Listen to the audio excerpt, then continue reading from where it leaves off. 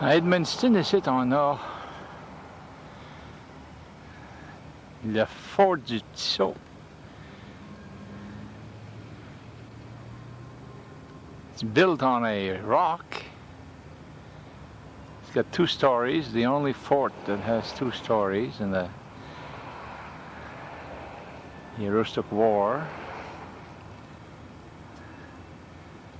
And it's right on a rock, sur un rocher.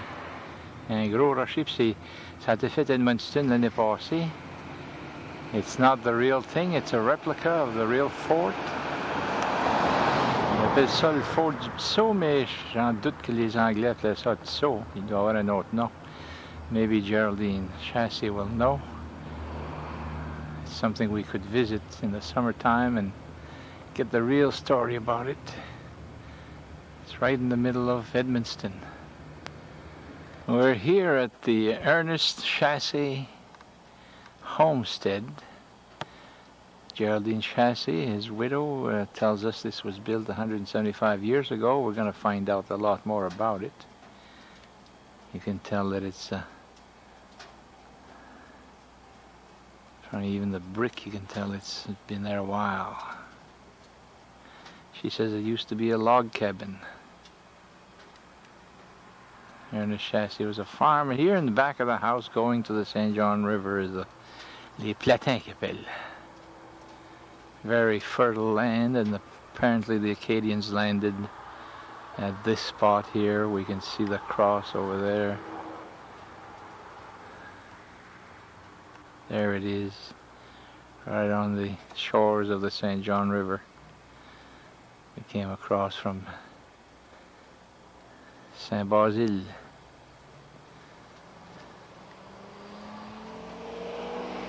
This farm is right next to the St. David Church. There it is. And right below that is the Albert House, which dates back 140 years. This was moved here. It's part of the Historical Society. And up there we can see the historical house, what they call the Tente Blanche Museum. And there's a schoolhouse that I can't find right now. And je m'ai trompé. Ça, c'est la schoolhouse that they moved here. And the Albert House is right there. C'est vraiment beau. Ils ont bien pris soin de ça.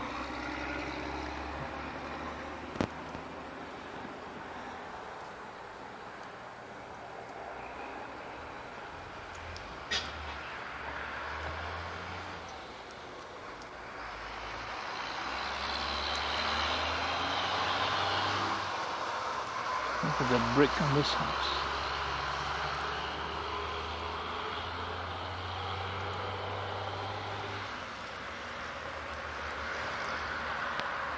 On est rendu dans la maison, Madame Geraldine Chasse, là, she's got company today. Frida Picard from Madawaska, are you? And they're trying to discover who stayed in this house over the years. Puis Madame Picard en a trouvé une qui a resté ici, qui avait eu 5 maris. Comment est-ce qu'elle s'appelait encore, vous dites? Madame Douille. Petronille Bourgoin. Holy sassafras. From Frenchville. Petronille, c'était son nom, ça. From Frenchville. Well, it was a common French name, though, Marc. You mean the first name? Yeah. Petronille? Bourgoin, yeah. Well, I don't want to insult anybody, but I've never heard it before. Well, Dame Petronille Bourgoin. She's Now, from Frenchville. Did she live here as a Bourgoin in this house? No, she married Joseph Pelletier, who was the owner of the place. Oh, okay. Joseph got this house from his Aunt Leah Pelletier, who never had any children.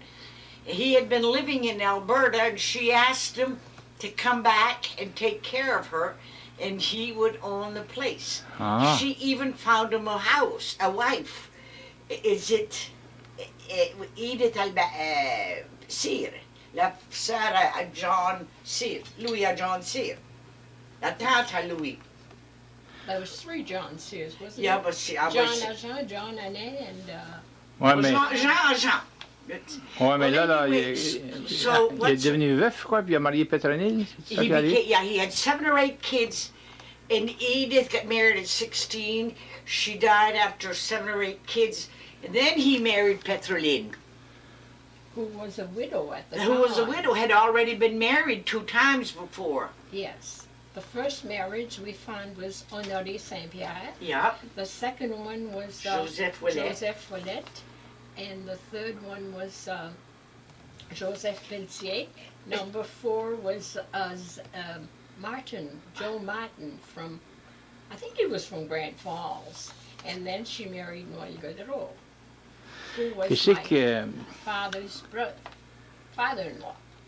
il divorçait pas, ça, là? Il est tué, quoi? Well, she was a tough broad, I guess.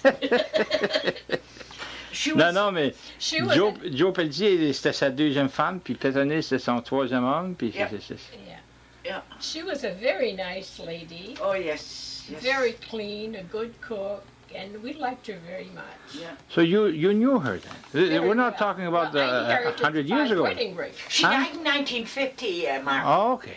at Baker Brook. Yeah. So we're Brunswick. talking about people that you knew, là.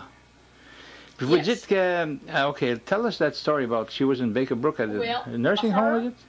Her husband's daughter was a nun in Baker Brook, and she was with my aunt, my father's sister, Aunt Marie, and we visited her. She was a nice lady. My mother would make her cookies and fudge, and practically every Sunday we'd go out. So one time I had some new glasses. She was a hugger. She gave me a big hug, hit the glasses, they fell under the bed, and they broke. So not too long after that, she passed on, and the sisters in Baker Brook, as she had no children and no relatives that they could find, she gave me the 5 wedding rings to compensate for the glasses that she had broken. So Jerry got quite a kick out of that when I told her about it. That's But quite I a still story. have the wedding rings. Is hoping that right? that I would find Find out. close relatives sometimes that might be interested. Well, anyway, Oh, that's a nice story. But, it's a nice story, Mark. Yeah. Yeah. She lived here for 7. We're trying to find out how many years. 1905, she married Joseph, and she died. In 1950, but she got married. Yes, she married got again married 2 other two- times. 2 other times after that. From So- 1905 to 1950, See- she married 2 other. She married a Martin and then Noël Godreau. Mais Joseph, il n'a pas duré longtemps, lui, quoi? I'm trying to we figure don't out. have the dates, and that's what we're looking for. Yeah, Joseph must have died. She married Noël. She had to marry Noël after 1924 because his first wife died in 1924. So he did not marry Petronille before that. Because, see, Joseph sold the farm to his son George in 1920. And George was here 6 years before Grandpa Chasse bought the place.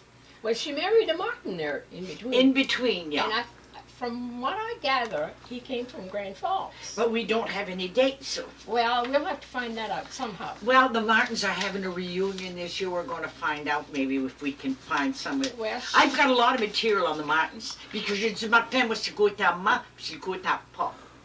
God bless. Comment ça fait longtemps que vous êtes ici, Madame I've Chasse? been here since 1951. Oh, Yeah. so you're the longest. Yeah, vous avez- the Chasses have owned this place, lot 146, as I refer to, as somebody, well, Grandpa bought it in 1926, and we're in the year 2001. So that gives you what, 75 years? 75 years. So, and Ça, then, c'était le père à Ernest, ça? yeah, Grandpa had bought it in 1926, and Ernie bought it from him in 1943. And then, C'était une He- farm. huh? C'était une farm. Yes, lot 146. It was the homestead, and it was one of the original land grants of 1790. Now, what I'm going to tell you how this all started. I did a book on Ernie when he turned 80. I was able to document who got the lot. It was known lot 127 at the time because it was British property. But after 1842, it became part of Maine, and the numbers of the property were reversed. So we became Lot 146. So when I refer to the farm, I refer to it as Lot 146. Now, the first one here was Jean-Baptiste Fournier. And then from Jean-Baptiste Fournier to... You mean 1790? 1790. Jean-Baptiste Fournier. Yeah. And then after that, from 1790 to 1817, là, il y avait du changement. So I could not document it accurately, so I admit that. But then from 1817 to when, what's his name? David Durpo married Suzanne Hébert, and they lived here. And then from Suzanne Hébert, who died, he married Léa Pelletier, and that's how Joseph Pelletier got the farm in 1877. So and he was here from 1877 to 1920. So it gives you a little bit of history, and not only is it interesting, but cette j'ai fait arranger la maison, and of course we had a history class every night before the carpenters left, you know. And so I decided, why don't I write about the ladies that lived here before I did? And there's quite a few. Oh, ça va être intéressant, ça. Well, I don't know, because men usually get all the credit, Mark, you know. Oh, that. no, I never heard of that. Yeah. So this way, by the women on lot, what we call lot 146, I'm recording them, and that's where Pétroline comes in. And she's the most colorful, with her 5 husbands. Qu'est-ce que vous disiez tantôt quand restait pas le monde rentré dans la maison, était trop propre, no? She did, but the place was so immaculate, and she was so fussy about everything that they just didn't dare. They didn't dare. They were afraid to get the place dirty, you know. They had to more or less be sterilized before they get in there. See, Mama, but she was nice. We always were welcome at her house. But I didn't know she had stayed here this long. Yeah. Mais ça, là, on parle des planchers de bois, là, puis... I mean, c'était pas comme à cette heure, là, tu frottais pas avec du... Well, the floor was varnished, as I remember. Varnished? And she had homemade hook rugs all over the place. She did beautiful work. Okay, so that's what you wanted to keep. Well, clean. It was after having 5 husbands. I don't know. She probably scrubbed them to death. She scrubbed them to death somehow. But as you mentioned, the lot that Chasse homestead, you said one of the first ones is Jean-Baptiste Fournier? Yes. Well, that was my mother's. My mother's a Fournier, and she's a descendant of Jean-Baptiste Fournier. Are you familiar with this done by Daniel Lacombe? Yes, I have. I found some of the Fourniers. There are 3 Fourniers buried at Mount Carmel. You know that, at that little cemetery? No. I found that in here. See, we've been trying to document who was buried there. Oh. And I know Lacombe. I know Daniel. Yes. And well, Daniel's mother was my mother's first cousin. Okay. And those Fourniers, but my grandparents are buried in Saint-Blasé. Excusez-moi, les Fourniers, c'est-tu des Acadiens, ça? Non, c'est Canadien aussi. C'est Canadien, ça? Yeah. Do you know right off your head the 13 Acadian families? Oh, God, Ayotte is one of them. Ayotte. Seal. Let's start with the reunions, okay? We have the Daigles. Daigles, ça c'est Acadien. Sears. Les Hébert. Hébert. Les Dufour. Les Thibodeau. Les Ayotte. Duparé. Jean-Baptiste Fournier. We have him here. Saint-Fasson. Mercure. These were the family reunions. Now, I'm working on another book on the family trees down there. And I'm not going to Arizona. I got too much work to do. So, and then we get into our French Canadian. Mais je veux dire, les familles qui ont arrivé, le Marc, those are the most common ones here in the Madawaska Territory. But don't forget, 1755, those people were chased out of Nova Scotia. Some of them went up to Quebec. They married into French Canadians. So vraiment, là, we don't have 100% purebred Acadian here in Madawaska. It's a combination of, il y en avait des jeunes d'Acadiens qui ont été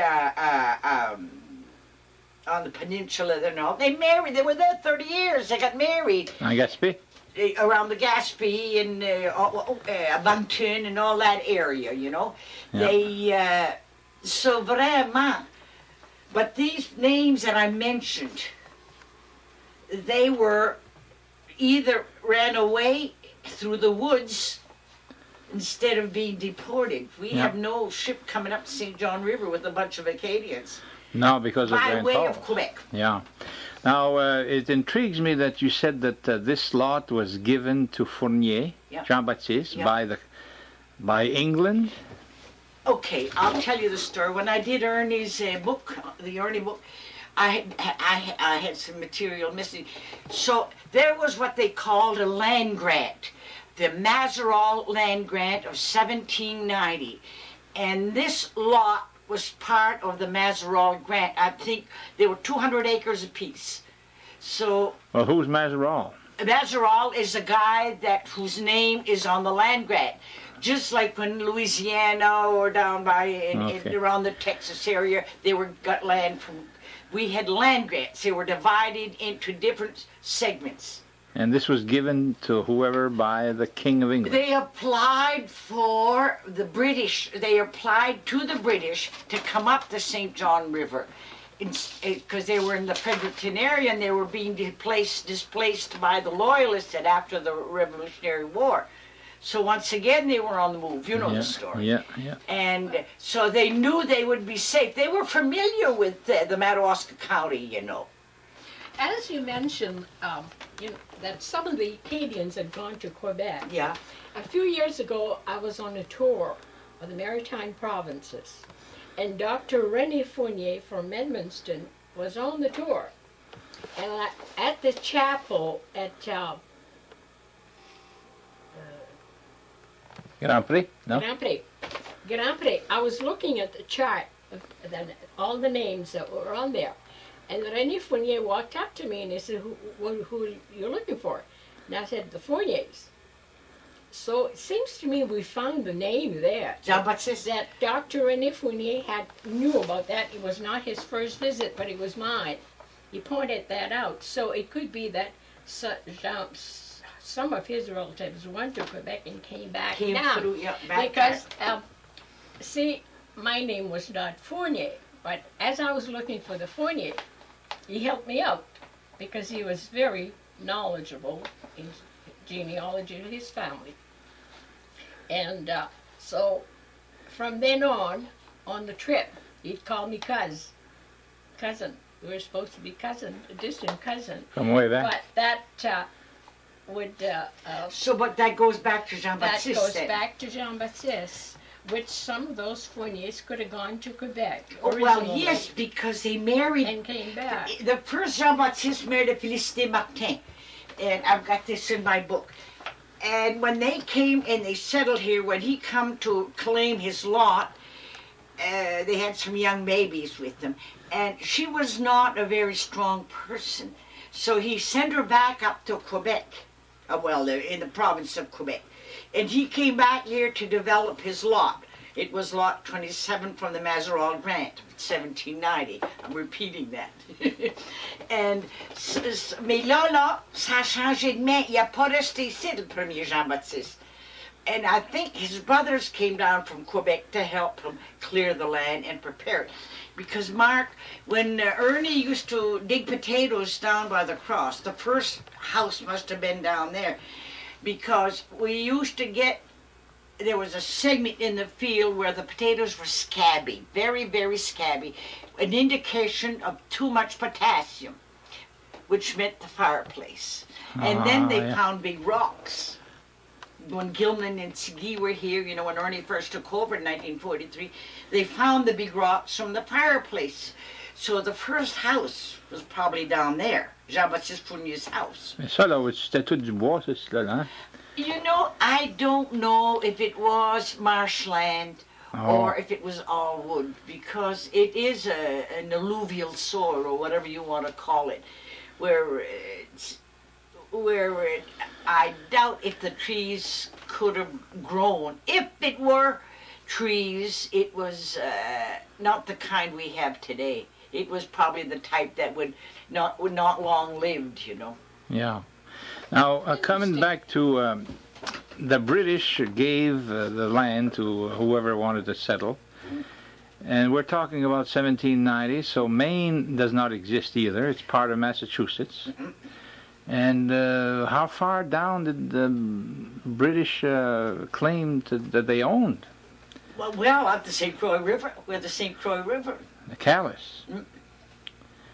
Puis c'est pour ça qu'il y a eu une guerre, là. Marc, avoir une guerre après ça. You know, we claimed higher than that too, didn't we? Didn't we claim? I know. I just took a picture of that replica of the fort in Edmundston. On my way back. Yeah. And have you visited it? I have not visited this I'd one, like but I to go. remember the first one. I used to go with my grandmother across the river to visit Josette or Mrs. Abad, Mrs. Simonette Abad, something like that. Yeah, well, They c'est la used to fille. have- Simonette, ça, c'est le garçon à Simon. Well, A there was Simon? an old grandmother. I remember. I used to go over there visit, and she had her hair up on her head. She was a tiny woman, and we visited. They had a house next to the river. You know where the Madawaska printing is? Yeah. We used to go visit Grand-mère Josette. Every summer, we'd walk the bridge and go over there to visit. Is that and I remember that old fort at the time, and then there was a drugstore not far. do you know if it's at the same place as the new one? Yes. Built on the same Yes, foundation. it is. Saint-Rocher, ça. Yes. Yeah. I remember the first And was it a two-story fort? Do you remember that? one. Well, It was, two-story. yes. Yeah. Yes, it was. What happened to it? Do you know? The original? Well, I think it deteriorated I was gonna over say, the years. Nobody took care of It it. was nobody took care of it. And it Because see, that was a strategic point, Mark. Yeah, of course. See, Now, where the Madawaska River, see a lot of traffic on the Madawaska River coming down into the St. John. See, that Now- was their means of My grandmother transportation. knew Grand-mère Josette because my grandfather had bought a piece of land where they call the Three Barn Road now, Yeah. across from the new high school. where's was a that? You little mean house in on 11th Edmundston? Avenue, Madawaska. Oh, it's it. Across from the new school. Okay. There's a road they call the Three Barn Road. Well, my grandfather had that. My father had that for many years. He sold it to the Lavois. And then, anyway, there was 3 barns there. There was une vieille table, and then another barn to put the for storage. And down the hill there was an old house, and there was a little stair that would go around, and there was a big fireplace, and there was a spring there, spring water coming down there, and my father used to put all machinery in there, and I was told that was Grand-mère Josette's house at one time. That's where my grandmother had met her.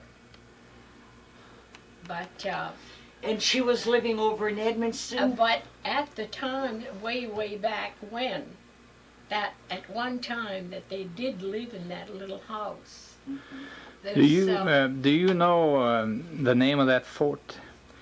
J'étais avec des hommes, là, moi, après jouer du tennis tantôt, là, tous des Canadiens d'Edmundston. J'ai dit, what did they call that fort? They all said le Tissot, but if it was a British fort, I'm sure they didn't call it the Tissot fort. It must have had a name, huh? Yes, and I've got a whole file on that. You're asking questions there, and You're supposed to know.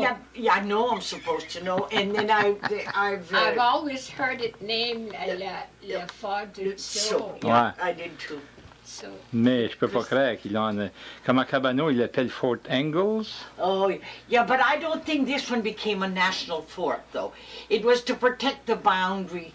Don't forget now, they were using the St. John River to connect with the Madawaska River because it was a connecting point between Halifax and Quebec City. Right. Halifax, British, Quebec City, French, okay? And then the War of 1812. It was built in 1812, I think. Did they say that?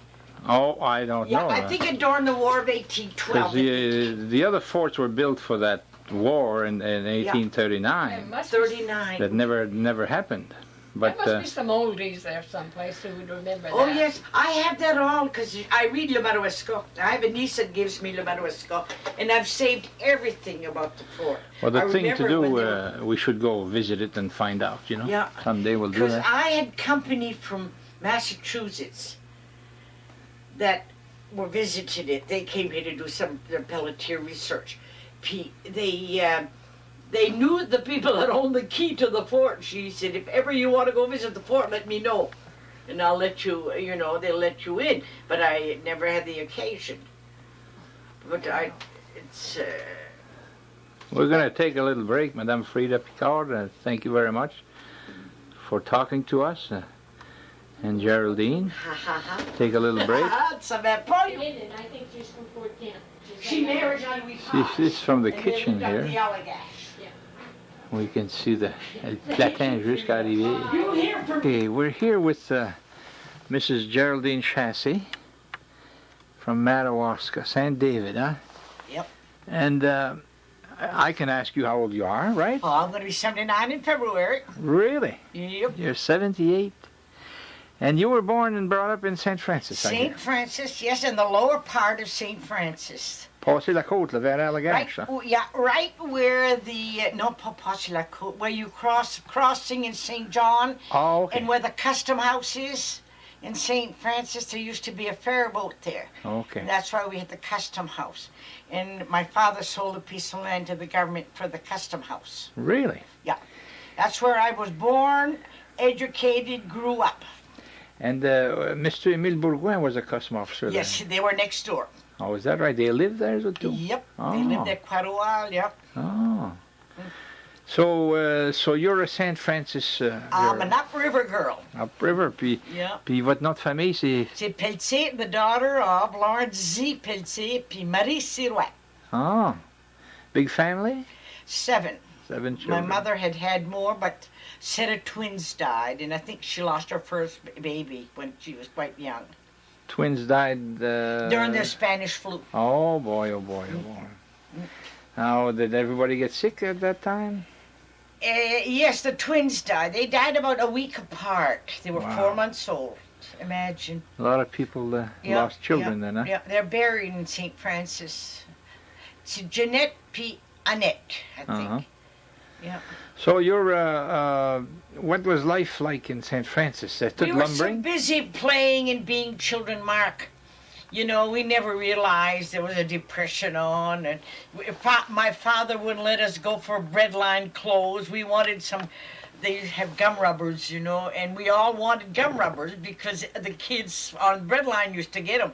No, my father was a very proud man, but we lived next door to the Kellys, the Sinclairs, the Burgoynes, okay, and that's why we spoke more English than we did French. But Mama and Papa always spoke French to us, always did. I come from a family of 7, and my children are the only ones that speak French. Really? What did your father do? Papa was a farmer. Farmer? Selling potatoes at 10 cents a barrel. You know? Wow. Yeah. But St. Francis is mostly lumbering.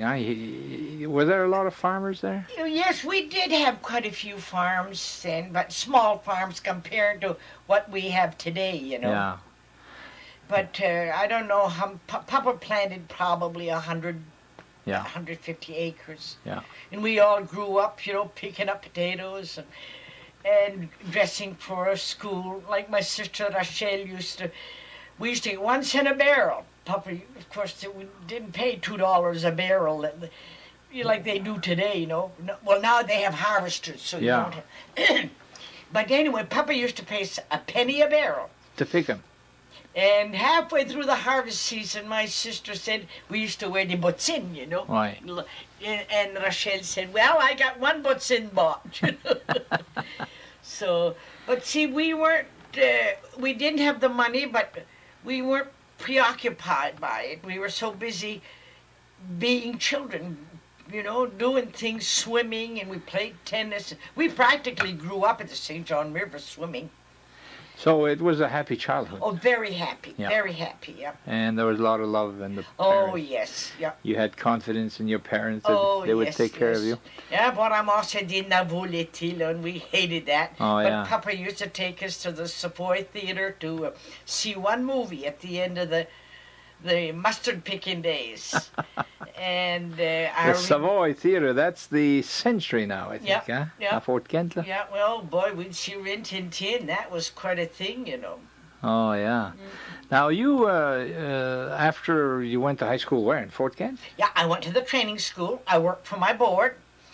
First of all, So what do you do? You went to 8th grade? yeah, Steady, I spent a couple of years in Westbrook, Maine. I lived with a aunt of mine. Oh, And they made me repeat the 5th grade, not the 5th, the 7th grade, because I moved to Westbrook in April. And, of course, the school year was almost over with. I had a good mark. I had a good rank, but I was so far behind, which was the best thing that ever happened to me, Mark. that they held you back. They held me back to repeat the 7th grade. And from that time on, I blossomed. I gained confidence and self-esteem. And when I came back, I did my 8th grade here, and I passed we used to have the state tests, and we had to pass the test to graduate from grammar school. Really? And I had the high honors that year. Really? Yeah. And then from then I went to the training school, Madawaska Training School, because they were offering 3 years of high school and 1 year normal school. Then you were a certified teacher. If you renewed your certificate, I don't know how often, every 2 years, you had to take 6 credits to renew your certificate to teach. But when I graduated, we had 2 years of normal school, 3 years of high school. I did 4 years of high school and 3. Then I had 2 years of normal school. Graduated in 43. But this was during World War II, so instead of having us doing our practice teaching at the model school, they sent us out to country schools. And in 1942, I started teaching as a cadet teacher. Practice teaching. That was our practice teaching. We were called cadet teachers, yeah. Where was that? I did my practice teaching in St. Francis. Then I stayed on there after I graduated, and I taught there 2.5 years. From there, I loved teaching. I was a born teacher. So you were like teaching grammar school, like a whole grade? 4 upper grades in a country school, yep. 4 upper grades in Yep. one. Was that a one-room schoolhouse or two rooms? So Yep. the lower grades were in one room, Yep, and you had the 4 upper grades. that's right. So you went through the Depression and the Second World War, That's right. and you still were having a good time, even though this was a bad time for the country. Yes, because youth is beautiful, Mark. Do you remember when you were that age, when you were in high school? I heard you talking to Frida about the terrible food at the convent and all. Yeah. But other than that, you don't remember whether you were rich or poor. No. You know, Yeah, you were you- warm and you were fed, and you were secure in your parents' affection. And it's kind of sad, you know. Well, anyway, I taught school almost 3 years, and then I went to New York. And I worked in New York a while. What I did was I did office work. I was a nanny. I did waiting on table. This was in the city, New York City? New York City. Really? What a cultural shock. A little country school teacher. But you know, Mark, one thing I learned, and I'm forever grateful to this day, my poor French, which we spoke in Lower St. Francis, opened so many doors for me. It occurred to me how lucky I was to grow alongside of another ethnic group. So I was speaking French, and I opened a lot of doors, because when I said that I was bilingual, I got the job before those that could speak only one language. Oh, yeah. And most of the friends that I made were people from Europe. There were refugees from Germany and from France that had lived through the war. And we became friends because I spoke French. They said I spoke French with a Russian accent. They wanted to learn. They wanted to learn English, and I wanted to polish my French because I was speaking le bon rayon, la rivière Saint-Jean. But it helped. So most of those refugees, even though they were poor, they spoke a few languages. Right? Oh, they were cultured, Mark. They were so educated. Oh, is that right? Huh? Oh, yes. But they were doing domestic work so they could learn English. Yeah, just to survive. And when they found out that I could speak French, so I worked in New York almost 5 years. That was quite an adventure. That you were like 20 years old? Oh, I was about 21, 22 when I went to New York. And you left St. Francis and went to New York City? Yep. That's quite an adventure. Yes. My sister had to take me by the hand to go get a job. I was so intimidated by the coldness of the city. I had never asked for a job, because when we graduated, they were after the teachers like that. Oh, yeah. So, but like my mother used to say, I got homesick for the St. John Valley when I went away. I missed the little white churches on both sides of the river. I missed the river. I missed the hills. And Mama used to say, oh, c'est assumé des racines. My two sisters, they stayed away. They both lived in California, but I came back to the valley to raise a family. Anyway, I worked in New York, and then I did one term at the University of Albuquerque in New Mexico. I had been accepted there as a tentative junior from my transcripts from the training school. But I was homesick. I missed the St. John Valley. And that's another adventure. How did you land in New Mexico? We had worked somewhere in Colorado. I had worked, when I left New York, I went to Phoenix. Phoenix had one skyscraper at the time. It had no smog. Now when I fly to Phoenix and I see, you can hardly see, it's just so developed. Really? I worked in Phoenix, and then I went to Phoenix. Then I worked in Colorado Springs. I waited on table at the Broadmoor in Colorado. From there, I went to New Mexico. I was accepted there as a tentative junior. Did a term there. My sisters went to California, but I stayed on in Albuquerque. I did office work. They were a couple of vets from World War II. No, they weren't organized. It was awfully. We were a carpet company and a sanitation company. The actress in sanitation. I would have never let those people in my house to clean. Anyway, then I joined my sisters in Pasadena. But by then I had it. I wanted to come home. Out of a clear blue sky, I was working for, I had got a security clearance, and I was working for the Navy there in Pasadena. And I didn't particularly care for my boss. He was a dirty old man, and one day I just told him he wasn't worthy of my time, so I took a plane and came home. That's when I met Ernie. Quelle année que c'était ça, là? What year was that, do you think? Well, I got married in 51. Late 40s? Yeah. Well, I saw the half-century movie in Albuquerque. I was living in Albuquerque in 1950. Then I went to Pasadena. I joined my sisters there. But too many specialists in California for me. They didn't have a janitor. They had a sanitation engineer. Everybody was important. Yeah. That phoniness got the best of me, I was grassroots. And so I came home. And that summer I met Ernie, but it never dawned on me I'd marry him. I thought he was nice, very charming, nice rosy cheeks, white teeth. Charming as they come. And he was a farmer living here. Yeah, right here. See, he had been married, and his first wife died at 35. Gilman and Guy. He had 2 sons, and Regina died when she was 35. So Ernie was a widower from the age of 35 to 41. And that's when he had been looking for a woman, and I said, well, if I marry, I want to marry somebody from my ethnic background, because I had lived in New York long enough. I wanted somebody from the same religion, because I felt there's enough things to fight about without coming from different background. So the Lord was sending me this very nice man, and I couldn't make up my mind, you know. So that was How did you meet him? through a relative who had been dating him. Oh, And she kept saying, Marie-la Ernie, frère bon mari. And I'd say, he's too old for me. He says, I said, and then she would tell Ernie, Marie Jerry, frère bonne femme.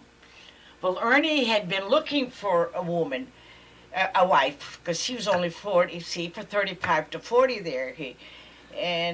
But Ernie was a down-to-earth person, so I think it was Palm Sunday. I was on my way to church. I used to go to St. Gregory's on Amsterdam Avenue, and the phone rang, and it was Ernie. And where's that, Amsterdam Avenue? In New York. You went back to New York I then? went back to New York and had a job waiting for me in Colorado. Oh. I was going back to Colorado. But Ernie had been down to visit. Norman G. and Ernie had come to New Jersey on business for something. And I remember we went down to the Village Barn in Greenwich Village, and we laughed and we had so much fun. And Ernie had to visit. So see Jimmy the cat. And would Jimmy? Huh? Yeah, he thinks he owns a place. So that... So then Ernie, this was in the fall of 1950. And I was on my way back to Colorado. And like I say, it was Palm Sunday. I was on my way out to church. The phone rings, and Ernie was in Hartford. He owns some property on Park Street. He and his sister owned the property together, and he was selling out to her. He had written to me, but I was dating somebody from Pennsylvania at the time that was in Korea, and but we, had nothing definite or anything, but I was just dating a Ragsdale. And Ernie said, I'm in Hartford. She said, if I came after you, would you come home? And we'll court to see, if we have anything in common. I was pretty taken by surprise. So he did. We drove back. And I hadn't told nobody I had been in correspondence with Ernie. He had proposed and everything. And I called up my mother and I said, Mom, coming home? And she said, yeah. And I said, yes. She says, Ernie Chasse asked me to marry him.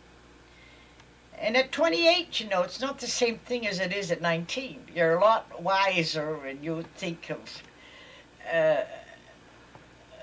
when you make a commitment, it's for real, So, not like when you're 18 or 19 and say, well, ça marche pas, on va se divorcer. None of that enters your mind at 28. So, Ernie came down, we drove home, and I called Mama and told her, Mama, I'm coming home with Ernie, and I says, we're going to see if we're compatible enough to get married. Nobody knew about this. So the day I arrived, my mother told my brother Ludge, Jerry's coming home to get married. And Ludge said, who? Well, you can imagine the surprise. My Lord kept saying, Mary's vieux brûlot là, And Ernie Ludge says, holy mackerel, because he had been dating my aunt, see, So, anyway, to make a long story short, we got married in the June. Ernie selected the wedding date after the planting was done. I love St. David. I love this old house the first time I saw it. C'était pas fini comme ça. It was pretty neglected. But Ernie was waiting for a wife to help him decide. So... you married in 51? In 51, yeah. So, you had children? 6. 6 children? 5 boys and 1 girl. Are they all with you? Oh, no. No. I mean, they're all alive? Oh, yes. Yeah. I have one that's a microwave communication engineer at Hughes in California. I had one that became an attorney, and he quit. He couldn't stomach not his clients like his peers. He says they destroy real good people for the bottom dollar. That tells you about law, okay? He's with MBNA now in Belfast, doing very well. In Belfast. In Belfast, yeah. That's the granddaddy of the MBNA. And then he lives in Orrington. My daughter Rochelle lives in Lucerne. David is with Hazmat, or hazardous material. He travels all over the place. He's in Kentucky right now. And Is that a government job? He works for the Superfund, subcontracts with Superfund. Oh, okay. And he's on Fort Campbell right now. He's there for about a month. See, the Superfund is drying up. It's a pay Betsy. So he was... Superfund is to clean the environment. Clean the hazardous material that the government and the military have polluted our country with, you know. He suits up in these moon suits, and yeah, it all depends on what category the hazardous waste is. Radiation too? Radiation? Oh yes, yeah. he worked where the atomic bomb was laid. Really? They go there every so many years to move the ground around, you know. Wow. And they suit up, yeah. He spent a year in Chile working for a Dutch company. So that's 4 of them. There's 2 more? And then Paul, my boys all grew up on bulldozers. Because we farmed potatoes, but we also had a gravel business, Chasse Gravel Service. And Paul was very good. Dave does a lot of that in the hazmat work he does. Then Paul is a heavy equipment, but he's also into minerals and gems. And living in southern Arizona, which is, they have all the gem shows, you know, the granddaddies of them all. Now, right now, he's in El Paso. He has a beautiful big metal building in Hereford, Arizona, and he's got his apartment upstairs. But they're on the road quite a bit. He and his wife and the little girl, and they'll be going to Quartzsite, which is between Arizona and California. That's a big one. It's a month-long gem show. Then, of course, they have the big international gem show in Tucson in February. So what's a gem show? Well, the buying and selling of semi-precious stones. Not diamonds. No, not diamonds. It's rubies and stuff. No, they're semi-precious. I have see, Arizona has. Here is my amethyst, something like this. Jim gave me this here. See, this is a small part. And then oh yeah. Yeah, and then I have they have. So they find this like this in the ground? Oh, in the trees. In the trees? Yeah, and then of course this is living earth. He's had. Go upstairs in the winter I want you to see my library. Yeah, but you don't go there in the No, winter because time. I have a bed in the dining room. I made myself a. No, at my age and in my balance jump. Mark, I don't take in too many chances in the So stairs. you put that plastic for... and it keeps the heat from going up. It saves my heating oil, you know. Yeah. Here.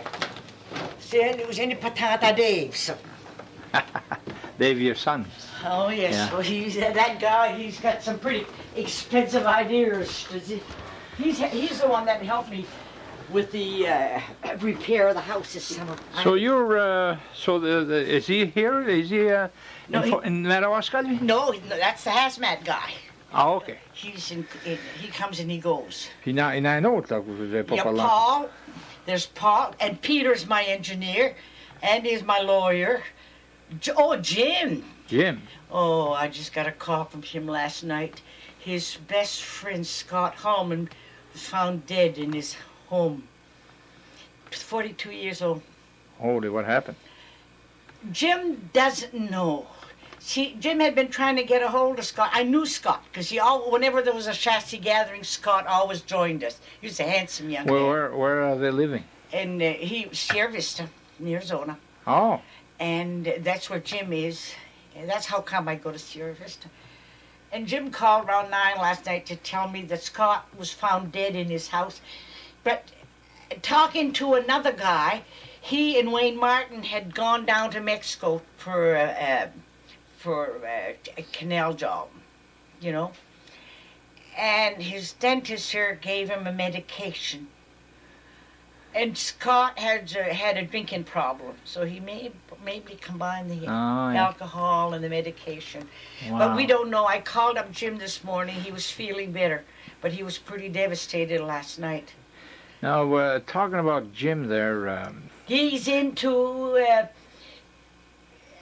my hippie. That was one of the first hippies in Madawaska. Oh, he Here was? they are. Here's my clans. And this is Isamo Pelsisa. When you can see his face, he's a good-looking man. T'essayes de dire que les Pelletiers sont plus beaux que les Chassés, quoi? Well, I think I got a pretty good-looking bunch of kids. Andrew is all Chasse. Peter is combination of... Paul is Chasse. He is Pelletier. Rachel is Chasse. Puis David is a good combination. So that's my children. So, Jim, là, c'est ça, dans le bas, dans le coin, là? Yeah, yeah. And he was a hippie, you said? Yeah, he was a hippie, and he still has long hair. But the funny part of it is, Jim is doing his own thing. He was a garbage man for years. He did pretty good for himself. Here in Madawaska? No, in Sierra Vista. Now he had started a second business of fire extinguishers. Now he's got most of Fort Huachuca there at Sierra Vista. Here he is with a bedaine, you know, below his jeans, and long hair, sometimes with a headman. Goes on base. You need high security to get on base. And they refer to him as Mr. Chasse, Mr. Chasse. Here is hippie-looking Jim, you know. Is he in the 40s with you, about 40? Jim is 40, yeah. Yeah. So you have one in Arizona. Two in Arizona, Two in Paul Arizona. and James. Okay. Yep. Somebody in California, you said? Pete in California. And then you have... Dave all over the place, hazmat. And there's two in Maine. Yeah, Andrew and Sis are in Maine, the Bangor area. Okay. So you visit them and they visit you. And Oh, yes. And, you know, I never thought those rebellious teenagers would turn out to be so compassionate, Mark. Oh, they gave us a chase for our money. Oh. Now, wasn't there a chassis gravel company in Madawaska? Yeah. That was you. Yeah. Puis les garçons ont-ils pris ça après que... Every one of them learned to drive heavy equipment, yeah. But I mean, did they take the business? Yes, David and Ernie worked on it till 1992, puis la chicane a pris. Oh, okay. Parce que I remember hearing chassis gravel business, and then... Yeah. So that doesn't exist anymore. No. Now, Ernie, lui, là, he was here in 95 when we had the Chasse family reunion. Mm-hmm. So he died when? It's going to be 5 years, and he must have died in 97. 97, yeah. Yeah. Lorsqu'il avait 87? Yeah. Yeah, he was a couple of months older than your dad, but Yeah. your dad is the one that got the... Because Ernie, he's reported ça de mail, he earned it.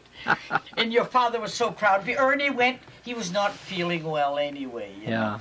So, but your dad was so proud to be the oldest man in the there. Il était fier de ça.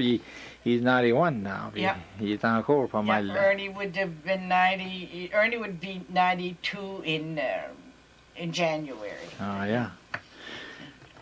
So, but we had a nice reunion, though, Mark. Oh, yeah, it was great. It was more than I expected, really. Even though it was the worst family I ever worked with, though. Really? Well, you know why. That way. Contrarieux, as I am, and the other people in charge, they did not want to delegate the responsibilities like most families do. But thank goodness to you and Jackie that you were there. It would not have survived. You know that. Most families are not that... No. This one, the Chasses was one of the worst. Yeah, it was one of the worst. And Ernie said, tu vas prendre, you know. That and the Roys and the Pelletiers are beautiful to work with. But the Sirois and the Chasses, no. Huh? No. The Sirois, I've never seen such a bunch of proud people. So proud. And observant of everything that went on, you know. Les Chassés, well, it was the administrative part, not the people themselves. I mean, the bunch I was in charge. They wanted to control everything in it. Ça marche pas comme ça. Ça a manqué ton baba. Yeah. But anyway, it was a good result. Oh, well, best reunion I ever attended because I enjoyed it. I was out there working my buns off. Oh, yeah, that's right. You gave up around Christmas. I gave up when you were pretty well established. Yeah, yeah. Gee, It's a big job to put that on. tell me about Now, it. this year they have the Martins, Yeah. huh? That's going to be good. That's a big crew. Yeah, well, there's both Canadian and Acadian Martin lines. Oh, is that right? The I chassis, was, we had one progenitor. We had notre chum, the Sebastian and Jacques. Ouais, ouais, c'est sûr qu'il avait volé le sel au roi de France. Là. Yeah, but now there's a lot more than meets the eye on that, about that salt thing. Oh, He yeah. was not the only one. There were 98 of those guys that were deported. Les athlètes tous déchassés? No, but don't forget now, Jean was only 19 when he came to North America. Oh, okay. I've done quite a bit of research on the chassis since then. Is this really where he acquired his name of Chasse, or is that? It was Chassey then. But then But is it somewhere because along of- they dropped it off and put an Exotic. Is it because of that thing that he got that name? No. The chassis name was location. It came from where Okay, the okay. location. Okay, now we have. We're going to take a tour of this house. You say, when do you think this was built? This one here, this log cabin. You from mean what- right where we're sitting? Yeah. Was a this- log cabin? Oh yes. Oh Okay. yes. Well, look at the width of my windows. Oh boy, look at that. Yeah, and then. Quasiment un pied. Yep. And then I'll show you some of the logs upstairs, and we call them cubby holes in the eaves. Là. We have nice. Puis ça c'était un chassis, and when Ernie and I remodeled, Ernie was kind of worried that, the brick would fall apart. This brick was manufactured at St. Basil's. That was. So it was probably, the house was covered with brick in 1905, maybe.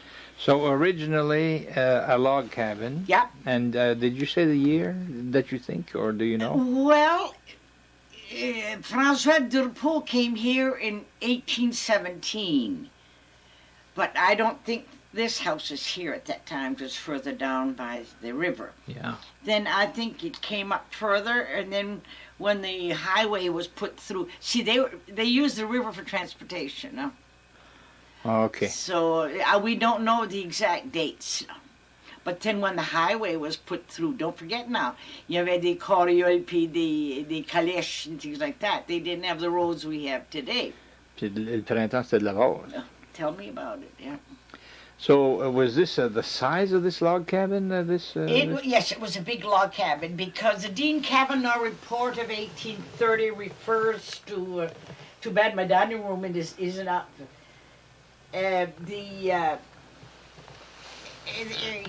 Who was living here in 1830? C'était Durpeau. And it was. He talks about a comfortable home, log house. That's the maison pièce anyway, And it's one of the few remaining ones in the area. We know where McDonald's is? Right. Well, Frida that you met here, Abel Picard, he had a log cabin also. And when Frida sold to McDonald's, everybody in Madawaska was mad because it was one of the old homesteads, just like this place. So they tore it down. Oh, yes. Now there used to be, when I was a kid, there used to be a carnival there. Il y avait un carnaval là, en arrière du McDonald's Lester. Là. Oh, could be. Yeah. Could be. Je sais pas si c'est sa femme à Frida Picard. Yes, c'était le terrain son pire. Comment il s'appelait, les Henri, non? Non, Abel. Abel Picard. Yeah. So, fait que vous parlez des maisons à pièces. Yeah. What does that mean? The logs. Oh, Maison pièce. So it's a log cabin. And they're great, you'll see upstairs, great big cedar logs. And then when I was on that commission for the Park Service, they went up in the attic, they were looking for ship's knees, and you know what those are. Oui.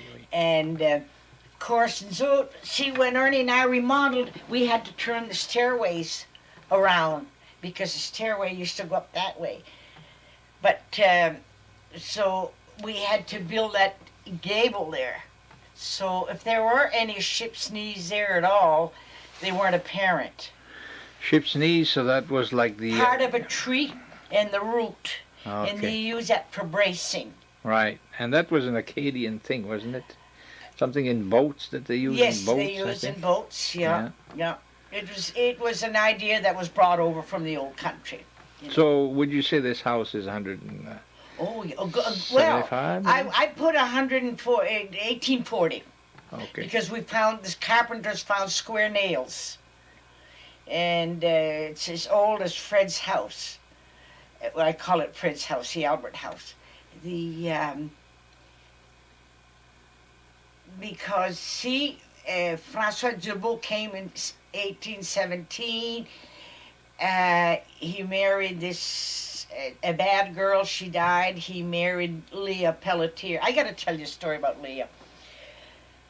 When Marc Chasse bought this house from George Pelletier, there was a picture of an elderly lady in this house. Now, Ernie's sisters have told me this. And it was understood that that picture would never be removed from the house. Now, that was Leah. I have a picture of her. So, anyway, when Ernie bought the place from his father, Il Potrello went to the dump. So, I thought, well, gee, that's too bad because, you know, it's kind of an interesting story. So I was telling that to my son's girlfriend, and on my birthday one day, I was upstairs. She came up and she wished me happy birthday, and she gave me a picture of Leah. So Leah's back on lot 146. It's not the same picture, but it's... Well, yes, not the same picture, but here is Leah. She's the one that gave the land for the St. David Church. Oh. She had married David Durpo. She's the second wife of David Durpo. So she was a Pelletier. Yeah, yeah. Huh. So that's quite old, this picture, huh? Yeah, well, at least I have her here. Now, you see, I have, you can see I have my chassis here. This is my clan here, the year Ernie died. And there's a Pepe Mimir, and then this is the Roy side. May I have more? Well, let's start up here and see who Oh, had so it. c'est Athanas Pelletier. He's the one that came down from Saint-Anne-de-la-Pocotière. Puis he established himself at Au Rocher à Saint-Luce, right near Fort Kent, where Philippe Pelletier used to be. Oh, yeah. That's Athanas. He was married to Louise Degg. C'est parent avec les Pelletier de Fort Kent, ça, là? C'est parent avec moi, oui. Oh, yeah. Yeah. And then this is his son Zéphirin. Ah, so what year would that be about? This more modern. It's Don't know. It was later. 30s. They were living, 1930s. and this is Marie Saint-Germain. I'm supposed to look like her.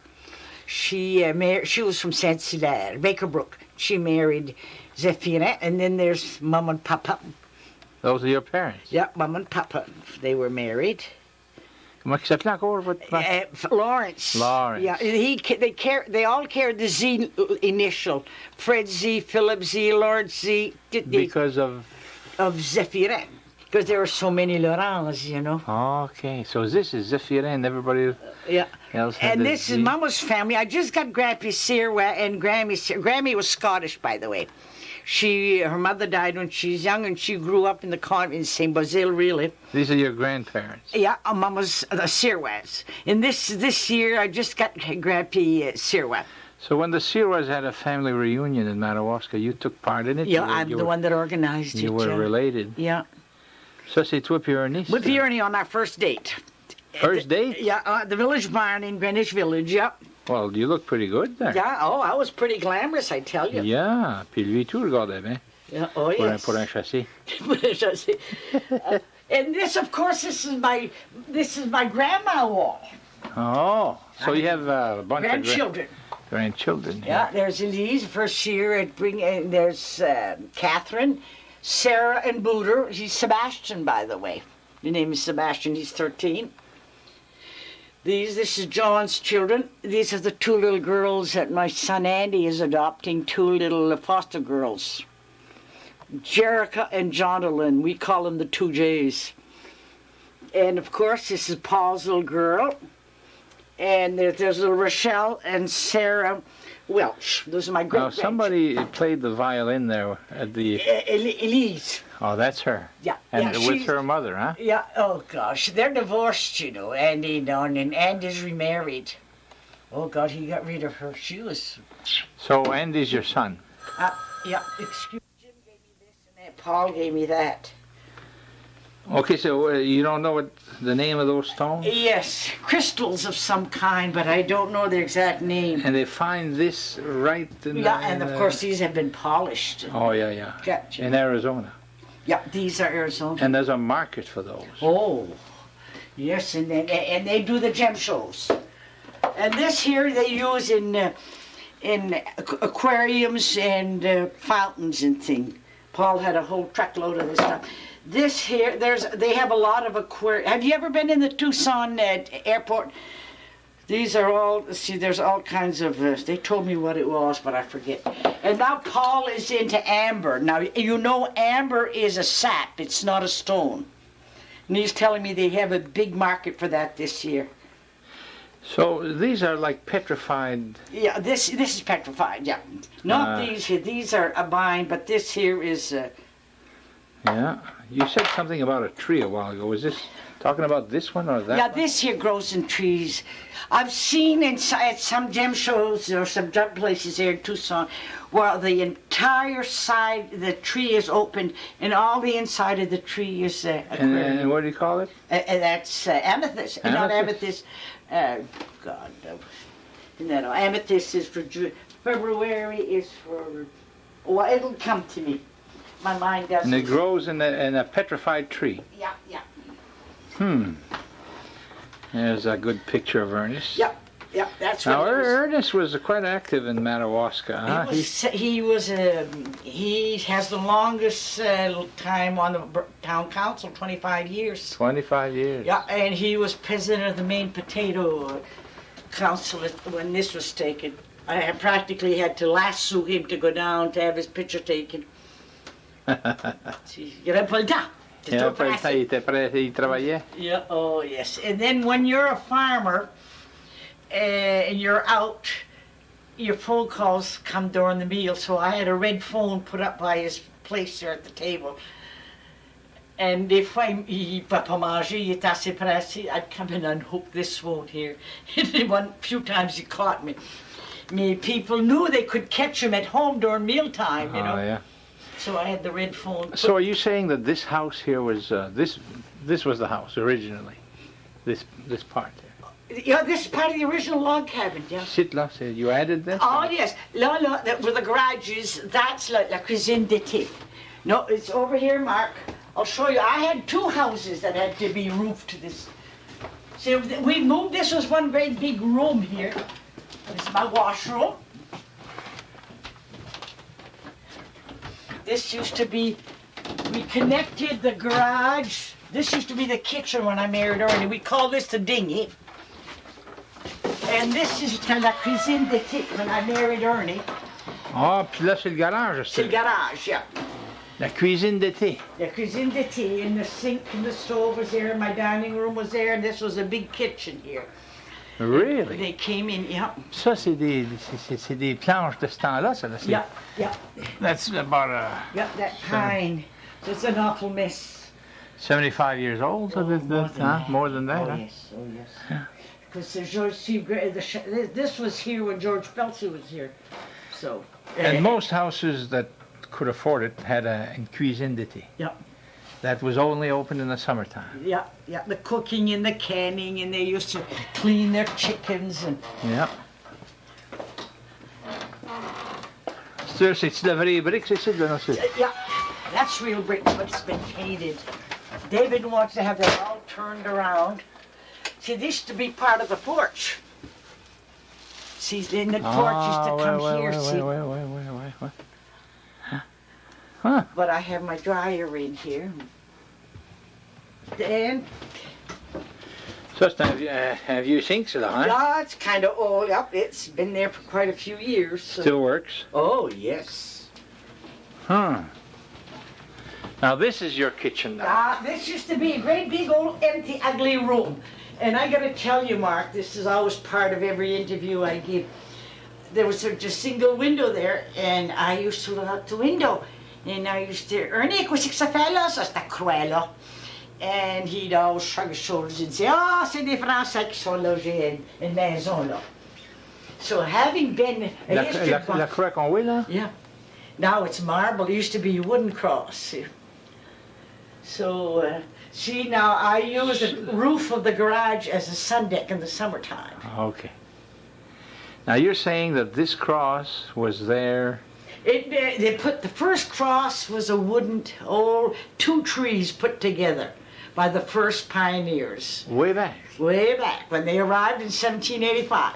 Oh, okay. So there's always been a cross there. No, not the idea of the cross was there for a long time. That when Ernie was confirmed, they had a big celebration at church, and they went and they planted another cross in 1925, and it's been there ever since then. So. Okay, since 25 there's been one. Yeah. Now it's a marble cross. Yeah. The society has seen. Well, you've seen what we Historical Society. Yeah. It's in the National Historic Register. Oh, is that right? Yeah. Oh, yes. And there's the kitchen. Pizzuino, I still have all. When we modeled a house, I wanted something that I wouldn't have to paint every year. So we still have the marlite that was. About the 1950s, sir? Yeah. 1952. 52. Oh, you get married in 51. Yeah. That's right. Yeah. J'ai pas changé gros. So many women change their furniture and all of that. Me, I'm not one for that. I like it once it's. I don't like to shop. Story was extended from a single story to this here. Now I don't know who did it. Now you see, we have the original doors. We've kept the original old doors. Now these doors are a little shorter than ordinary. Yeah, my boys were all close to 6 feet. They'd try to sneak in at night and they'd bang the top of their heads. This is the room where Alice died. We have strange phenomenons in here. We call it our haunted room. Really? Oh, yes, there's a story to that. And who's Alice? Ernie's sister that died from TB. Here she is with her husband. Really? Yeah. And she was living here? He deserted her. And she had consumption à ce temps-là, hein? What you were talking about? Oh, in the early teens, I think, 1920s. And who was this guy? That's her husband, Violette. And he deserted her. He deserted her, and then she became sick, and she went to the sand, and she came back here, and she died in this room. How old was she? She died in 1930. She was not very old. Ça, c'est les trois fleurs à Marie, ça. That's me and my 2 sisters. There's Marilyn. Huh? That's Marilyn. And the first one there? Yeah. That's your sister? Yeah, it's my sister Marilyn. She's 80 years old now, and this is me. And then my sister Rachel, who was a registered nurse. Marilyn was a physiotherapist and nurse practitioner. So where She died. Rachel died. Rachel? Yeah, she died when she was 40-something. Really? Yeah, from cancer. And Marilyn is 80. She has a son that's with the U.S. Department in Russia. You know how they there's a black market on copyrighted materials in the world? Well, this is what the kind of work that Vid does. So we're in the haunted room here. We're in the haunted room. And notice we kept the same boards. The only thing different here is this wall. All the others is the original wood in the house, even under the rug. We spent so much time trying to keep those cracks. The cold changed it. Et ça, c'est des planches. Yeah, des planches, yeah. Des planches peinturées. Yeah. Puis là, c'est qu'il y a là, de ce petit cover, just a storage, ça? Well, no, people have had several dreams and kind of different things happening here. So we have a little story about the haunted room. This is there again, you'll see these are all hand-hewn, these doors. Really? Now this is the granny room. And the reason we call it the granny room is that chair. My father's parents were killed by the Tamasquada in a pung accident, and the Yuvad Sirois kids were all doled out to different relatives. A distant cousin in Senegal, Alexandre Ouellet, took Clara, who was my grandfather, you saw his picture downstairs, he was raised by Pipi Mimir Willett. You're This is saying her now chair. your grandfather's parents were killed. Yeah, when he was 3 years old. Okay, and what kind of accidents? A Train train accident. accident. Yeah. As Lotti, the cars, the horses were not used to trains and whistles. Oh, okay. So they were in a. Soon they were going back to Tsetsilad. Puis il était dans une carriole avec un joual. That's right. Puis le train les a bottés. And they Really? were killed. And there were 5 little children, and Grampy was the baby. He was 3 years old. Okay. And Grammy Willette was a distant cousin that never had any children, so she took Grampy and she raised him. He was raised in St. Agathe. Oh. They were very poor. So when we had the Willette reunion, this got to be Ernie's favorite chair before he became sick. And he used to sit in there. I didn't call them for the local paper on the Willette chair. We had 5 Willette grandmothers in the Willette line, in our line, and of course she's the one with her chair, you know. So that was whose chair now? Grammy Willette. Okay. Okay. Ça l'a Yeah, élevé. she was really not my real grandmother, but it's the only grandmother my mother knew. Okay. Madame Alexandre Ça Willette. fait que c'est vieux à plein, ça, cette chaise-là. Oh yes, it's over 100 years old. That chair's over 100 years old, Yeah. isn't that something? Yeah. Puis grand-mère was aussi wide as she was tall, puis t'avais une petite torquette, puis elle fumait la pipe, puis elle contait des histoires. So every time Ernie bought a farm, I inherited a lot of furniture, a lot of old furniture. You mean every time he bought a farm? We bought, Ernie owned most of the flats along the St. John River. So for a while that was all different people. Yeah, and we had the farmhouses and everything, and I always went in and bought whatever I wanted. And this bed,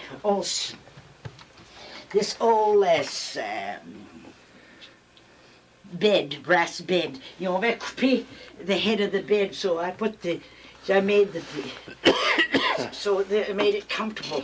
So, vraiment, I had no furniture in here, and I didn't want to go to Sears Roebuck or Penny's to buy. I wanted to furnish the house with the same furniture that, you know, that matched with the house, huh? How old is this, sir? I don't know. We got that from the Leo Martin farm.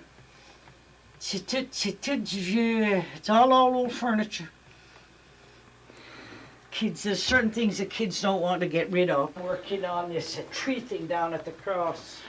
So you have the files in here of all the families that That's right. had a reunion in Madawaska. Yes. Oh, yes. That's why I couldn't stand Joe Bob, because he was reinventing the wheel and...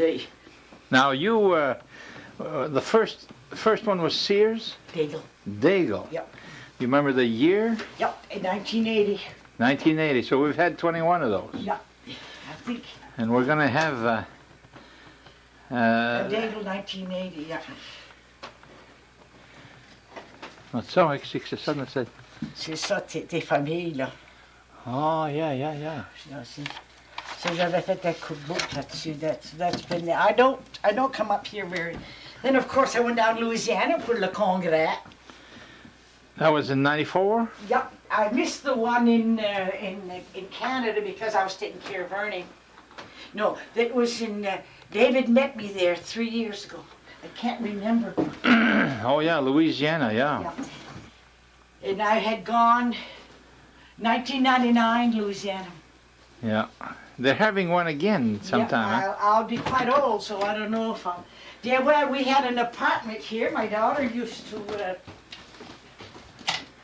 and our husband lived here. And we had the kitchen and everything. And then this here is a... Well, it's a work in progress. It's David started moving stuff around, and he was called to Maryland, so he went to work there. So, the pride of my project this summer was this. We used to have a porch out here. So Bobby Pelletier built me a little balcony so I could sit here in the spring and listen to the... c'est rien qu'un petit balcony. It's just a balcony, yeah. Oh, and yeah. I can listen to my bullfrogs in the pond. Ça, c'est votre Now, what's underneath this? It's a garage. It's the only garage I have left. Okay. All right. And that's why we made the... I used to put my children there to play when they were babies. Now, So- you notice I have a spot there where there's kind of wild. That's my wildlife. Oh yeah. My spring overflows and it's too wet, so So what's over there? All these buildings? that's Saint-Basile. Non, non, je parle ici là. Le chasse Oh, the là. Bears. Ah, okay. Brothers. Hebert And Brothers. then I think the Pelletier and Sons own that property. That flat is mine, though. The You Labries, you own from the road to the river. I sold my last piece of land in St. David this summer. C'est vraiment une belle place. Oh, yes. Now this, je vais pas vous faire sortir les hauts, moi, but how old is this brick here? Well, the same year that they put the brick on the log cabin, but there was siding, I think, on the house before they put the brick. Fait que c'est pas mal vieux, ça, là. Oh yes, it's around 100 years old, maybe Yeah. a few years. Ça a été peinturé. Oh yes, and it's kind of sad because they use acrylic paint, and it's the brick can't breathe, you know. Oh, yeah. And so Dave is Work and yes. you yes. get to see all Yeah. Homecoming It- 94, les concessions de Grand-Île. So anyway, So you're really interested in the valley and all the people here, I'm huh? a very devoted Valleyite, Mark. Yeah? I'm very, very protective of my people, Yeah. of the Valley people that keep saying, oh, yes, there's no jobs, but if there's a good job to be had, what do? They go and hire somebody from outside, Mark. Yeah. So what's the use of our kids going to college and getting educated? Mais ça change un peu, là. Why? C'est- Well, everybody's left, huh? They used to leave for Connecticut, now they're leaving for Portland. Well, they travel all over the world. Yeah. They travel. Go look at my kids. See, I have one in California, two in Arizona, two in Maine, and Dave is all over the place. I wish Dave would keep a journal, though, because he's... Oh, Do you have a journal? Oh, yes, I've Yeah. been keeping journal for years. Really? Yep. Do you find it hard to keep a journal? Nope. I start with the date, the weather, my prayer. I have a little prayer to the Holy Spirit every morning. I write it down because it makes me focus. And So you don't write much every day, but you write every day. oh yes. Some days I write a lot, and other days I got nothing to say. Yeah.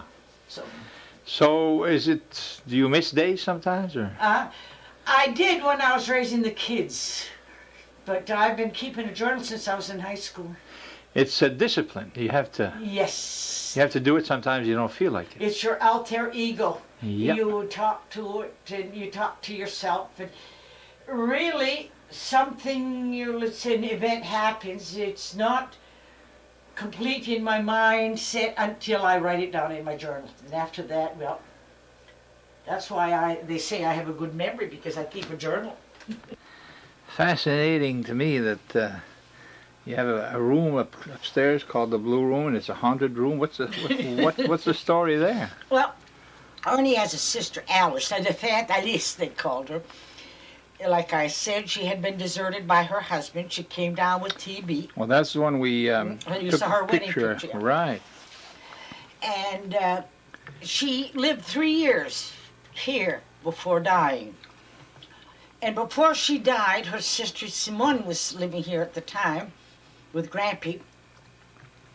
And she had told Simone, "Dérange rien de cette chambre ici." Okay? So Alice died. She was buried, and they left the room alone for a while. Then one day, Simone went in there and opened up a bureau drawer. And now this all comes from the family. See? So anyway, the shade in the tree in the window started flipping. So Simone hightailed it out of there. Nobody wanted to sleep in that room. Kids said, Dave would say, "Ma, there's an elephant under my bed." One night I had such a bad dream. Kids were afraid to sleep. There was vibrations in there. Now, So you raised your family here, yeah. and this room was here. Well, anyway, the one fall, Gilman, Ernie's son by the first marriage, was changing all the windows in the house. And he had brought all his tools and he had put it on one of the twin beds up there, okay? And my son-in-law, Bob Defarge, had come up to go fishing. And he was sleeping in the other twin bed. In that room? In that room. And that night, he had a dream. He thinks it's a dream. And he came down the next morning and he says, you know, Mom, he says, I had the funniest dream.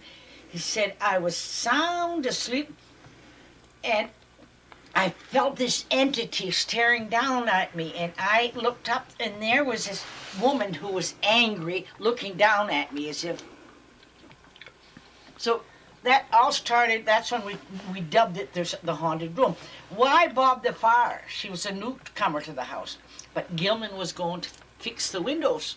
Oh, wait, did I didn't he? People saw Alice had sat there with her rocking chair year after year looking out that window, waiting for death. She was like stuck in that room. She couldn't do anything else. No she was TV, you know. Too sick. Oh, plus she was quarantined. Yeah. So it was. So that's how the haunted room story started with Bob Defarge, and we thought, well, and of course. Did you say that was Ernest's sister? That was Ernest's sister, La Défunte Alice, they called her. She was in her 30s, late. And that's before you came over. Oh, a long time. Yeah. Anyway, Pete was studying paranormal communications at the time at the University of Arizona. He was working for his degree in engineering. Your son? Yeah, Peter. And when Bob had this experience in the Blue Room, Pete, there was a dead silence at the end of the phone. He said, Mama, do you have anything that Aunt Alice touched? Because he was studying paranormal communications at the time, and they were giving it some thought, you know, and when you get into communications. So he says, put it in the room and see if it moves, because probably there was a lot of energy, that sad energy. It was not malicious or anything. So, but all I had was une atmosphère, puis Alice n'avait pas touché ça. But then that same time that Bob, the spring of the time Bob had his dream, Eldon's mother died, Tante Simone, and he inherited everything in the house. And one day, he comes here with that picture, and he says, Ma tante Geraldine, savez-vous qui c'est ça? I says, oh my God, that's Alice and Eugene. I said, you go talk to Uncle Ernie, he'll tell you more. Quand j'ai vu ça, so I asked Eldon to see if I could have that picture and hang it up in that room. Well, I was so intense about this experience and the moving of things and Alice's death that the priest used to come and give Ernie communion here when he was in the wheelchair. I said, now don't you laugh at me, but I want to ask you something. Well, Sis and I had decided it was all this energy that was in those boards, in the floor, everything. Did you notice I brought your attention to the boards? Yep. All absorbed by that energy that she generated. And that's what we had decided. So I asked Father Willette, I said, don't laugh at me, but I explained to him about Alice and dying and the whole story. And he says, but it isn't energy. I says, it's not a malicious thing. But we're getting some awful funny vibes in that room. So one of the little girls, one of Simone's daughters, came from Montreal, and they said, well, Aunt Jerry, why don't you bless the room with holy water? And if Alice's soul is still around, her spirit, that will tranquilize her. It's like I said, she was not malicious or anything. So when I told that to Father Willette, he laughed. He said, well, you can bless it if you want to. So don't take any chances. And then I got Eldon's picture of Alice and Eugene, and I hung it there. And I would close the door at night, and I'd say, I'd be all alone after Ernie passed away, you know, and I had plenty of time to think. And I'd close the door, and I'd say, Pete, bonsoir, Alice. And I'd open up the door in the morning, and I'd say, Pete, bonjour, Alice. So gradually, the story just went into the background. Mais là, c'est plus haunted, Lester. Huh? It's not haunted anymore. I don't know, but whatever it was, none of the kids like to sleep there. No. The grandchildren do not want to sleep in the blue room. Is that right? Oh, no. Now, did your kids, when they grew up, did they sleep there? We didn't know the story of Alice then. Oh, okay. But David was always saying, Mama, there's an elephant under my bed. So there were strange, there were strange vibes in there. Sis used to have terrible nightmares. Huh. So anyway, that's neither here nor there, if you believe into that stuff. Yeah. You have been probably more than anybody I know involved in history of the St. John's Valley, St. David, Madwaska, Not as Fort much now, Kent. though. No? I had to. After Ernie got sick, I had to cut down, you know. Yeah. But you, did you say that the Historical Society in Madawaska, you started it? Yeah, and I started in 1968. Really? Because Madawaska was celebrating its bicentennial. In 69? Yeah, and Fort Kent was celebrating there. In 69 also. And I had been around the country, and I had been a history buff. Hardly a historical place I didn't visit. When I came here, and I saw how the local people were not interested in what they had. They were celebrating things in Texas and in New Mexico and out in Arizona that were not even 100 years old. They thought it was a big deal. Here we were 200 years old and nobody was interested. And when I asked Ernie about that White Cross, and he talked about the people that came in, I started digging around. So I organized the Historical Society. And from there I helped the other local societies. Now, you say the state Historical I wrote Society? to the main League of Historical Societies.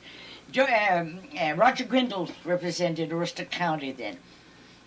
And so Doris Isaacson was the president, and she was a tyrant. As soon as she died, they disbanded that. But she put out a newsletter, and she's awful good to us up here. And they helped me organize. So when they gave me all the information, they gave me the book, and they told me what to do, and I saw Rudy. And I says, Rudy, it's recommended I get a competent lawyer, and the only lawyer I know is you. So he's the one that organized us. You incorporated? Yeah, we incorporated right away. Okay. Yep. Now in Fort Kent, I think the Historical Society was formed in 1925, but it died and came back and died and came back. See? Is that right? Because in 1987, when we started it over, we hadn't heard about him since about... But they did have one in 1925. 25, the Thibodeau insurance people. Paul Thibodeau was the first president. Kent, yeah. Because, see, the people that advised me told me to check with the Secretary of State if there ever had been a historical society here in Madawaska, and we never did. But Fort Kent had one. Yeah, 1925. But had they incorporated, you know? I don't remember, but I know that, there's a very few people that support the Historical Society in each town. Here. We go to meetings, we're about 10, the most, and usually nobody that's under 50. And well, so, it's like I told the Fort Kent group when they organized. I said, we were meeting at the college, I said, don't let the professional historians take over. You're going to lose your locals. But what happened? Parody, Grindle, everybody get into it. Turn like Paul Kellett. I grew up next to Paul. I remember the morning Paul was born. I said, Paul, you get in there and roll up your sleeves and you work. You depend too much on the college. You're losing. They're telling you the story about Fort Kent. You people should tell your own story. Has to be the local people. It has to be la petite histoire. Yeah. And when we started, Mark, they would look down their nose at la petite histoire. The people of the history of the locals. Now they can't get enough of what we've been putting out. Yeah. With the computer today, everybody's... Yeah, and people like that. Yeah. They like the real thing. Yeah, oh yes. You take history. No wonder history is the most hated class in school. Kids are turned off. You learn about 1620 and the generals and the politicians. But you don't learn about your own. The way I look at it, you start with what you know and then spread out. I used to substitute in the schools here. I used to love to teach history. And, of course, the kids never took a substitute serious, you know. But I was an old school teacher from way back, very firm disciplinarian. Kids, I'm still getting Christmas cards from my pupils I had in 1942. And they're still thanking me for opening so many doors for them, you know. And I used to, so when they thought they were going to be cute, and I'm going to have a day off, you know, we have a substitute. I said, look here, I'm not here to waste my time nor yours. So I used to give them a 3-question quiz right before the bell rang. Oh, you didn't tell us we're going to have a test, you know, and all this. I says, I want to see who paid attention and who didn't. Don't you fret, they paid attention. They liked it, and I remember one time I taught for 2 or 3 weeks for one teacher, and one of the biggest troublemakers in the class would say, why don't you teach history like Mr. Chasse? I made it interesting. Yeah. They could relate to it, you know. Well, it's true. I've always liked history. Yeah. But most students don't. No, because it's dead. Yeah. But the computer's doing wonders for history. There must be a tremendous interest and revival in all Well, these I things. noticed in the news last night, and I saw in the paper today, where you have access to all the documents at the main museum now. They have their own webpage. And you can, if you want to know anything, you'll find it there. So. Now, in your lifetime, almost 80 years old, I don't want to say that number, but you said you'll be 79 next That's February. Right. I don't mind. Well, it's really, you should be proud of it. Yes, I am. What were the defining events in your life? Like they say, 9/11, September, is going to change us forever in this country, but affecting young people more than the older people, I think. But in your lifetime, you say the Depression was not something that you went... No, because, Mark, we're far from the rest of the world up here. And it's not a bad thing. You know, when Faircloth was up here, and he was with Ron Pelletier campaigning, and he was telling me we're going to get 95 up to Fort Kent. I says, are you sure everybody wants 95? He looked at me. He says, oh, I got to talk to you. We're isolated. We get none of these crazies going around. Of course, we're right next to Canada. They cross our border and all that. I mean, we base it, Mark. Yeah. I don't want too many people to know how well we are. You don't want to let the secret out? You don't want to let the secret out? No, because, bring money, bring tourists, all of that. Now, Don is working on doing our own tourism bureau up here. I agree with Don 100%. But... I think we should. I do too. Yeah. I do too. Have our own tourism designation because it's very different. Yeah, and we can handle it. I learned by being on that commission with the Park Service. The Park Service has its own agenda. And we dance to their tune once they sink their claws into. It comes out Bruce Jacobson, what are you going to do if this Park Service thing doesn't turn out up here? You know, we all argued about a center, remember? Yeah. And he says, you can come to Bar Harbor and do your research there. And I thought he was kind of flippant, you know. But it come to pass, you know. But Lisa and Nick are doing a good job in at Fort the Kent, archives. yeah. They're doing wonders. I love both of them. They're two nice people. Don't get me wrong. Do you think if I went to Israel, they would select a little Acadian girl from the St. John Valley to be the spokesman for the history of Israel? This is what we're doing here. But Lisa has worked hard, though, and so have Nick. And their children are born here, so they got a claim. Well, they've become, they're Valley people now. Yep. They're supposed to enlarge the archives there. So we're having a meeting the 10th. Yeah, Monday we're going. Are you going to that? Well, if Don wants to give me a ride, I don't drive much. No, because I've got macular degeneration and I don't trust my eyes. The doctor didn't prevent me from driving, you know, around for my little errands, but he said stay within a 30-mile radius. So. Now, during World War II, is that a time that changed your life?